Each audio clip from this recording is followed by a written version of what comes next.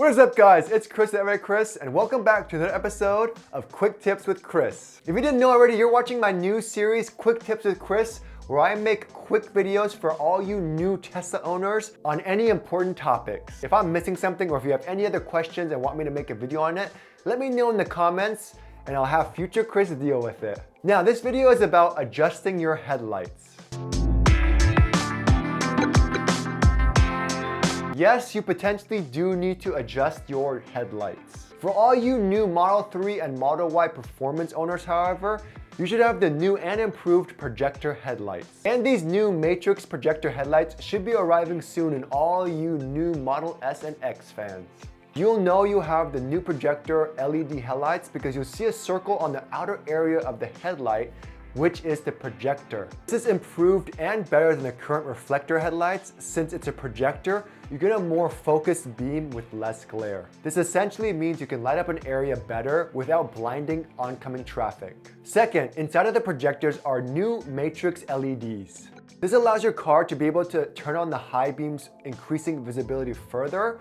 But because it is matrix LEDs, it could also turn off certain segments to prevent blinding oncoming traffic or a pedestrian. And it also allows cool Easter eggs like the Tesla logo while using things like the car light show. Now, before you guys roast me on the comments, the US finally passed a new law to allow these matrix headlights to use these cool functions. So it's as easy as Tesla pushing a software update to allow these awesome new features. But if you live anywhere else aside from the US, don't worry, because the US is the only place with the most strict laws, which makes no sense.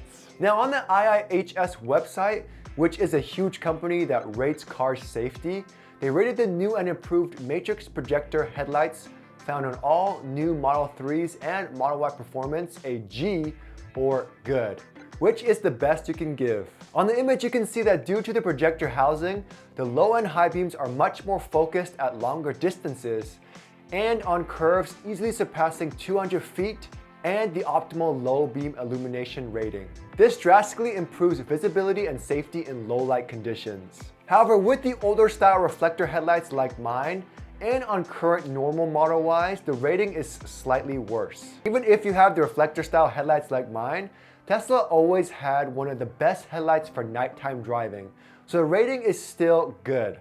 However, you can see that the light output at the distance decreases a bit before 200 feet. However, because of the wider spread, you do get better high beam visibility up to 600 feet. One thing I realized with the reflector style headlights at least, is that the driver's side beams seemed a little low, which may decrease light output. So in order to fix this, I slightly adjusted my headlights higher. Now, one thing to note, you never want to raise your driver's side headlight too high, as this is what blinds drivers on the oncoming side of the road. If you ever have to, you always want to raise the passenger side higher than the driver's side. Second, older cars require a long Phillips head screwdriver to manually adjust the headlight height. However, with Teslas, it's all done through the screen, which is awesome. Now, to do this adjustment, you want to make sure your car is on a level surface. You also want to make sure your car is at least 20 feet away from a plain wall. So as a reference, I use my Lexus RX to find the best level for the headlights. Again, if you look at my RX with the projector style headlights, you can see that there's not much glare above the cutoff line. This is good because it's that small piece of glare that blinds the oncoming driver. And also because the RX is higher, I know that I won't be blinding any oncoming driver with that level. To do this, I simply put a piece of tape on the wall on the driver and passenger side at where the RX level was. Now onto the Tesla. You want to always cover one side with a towel and do things one at a time. Next, under service, this is where you adjust the headlights. I'm going to give you my notches so you know exactly how many I did to raise your headlights. So in our tiny garage, you gotta use what you have. I can't go 20 feet.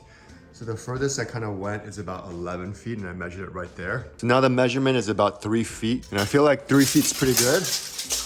And again, I'm about 11 feet away from a wall. And again, the beauty is that it's completely reversible. Just know how many ticks you kind of went up. So how many times you went up on the scroll wheel. For me, I think a good range is about 5 ticks on the left and then 6 or 7 ticks on the right. So here's how it looks on a windy road. The passenger side is higher than the driver's side, which is good.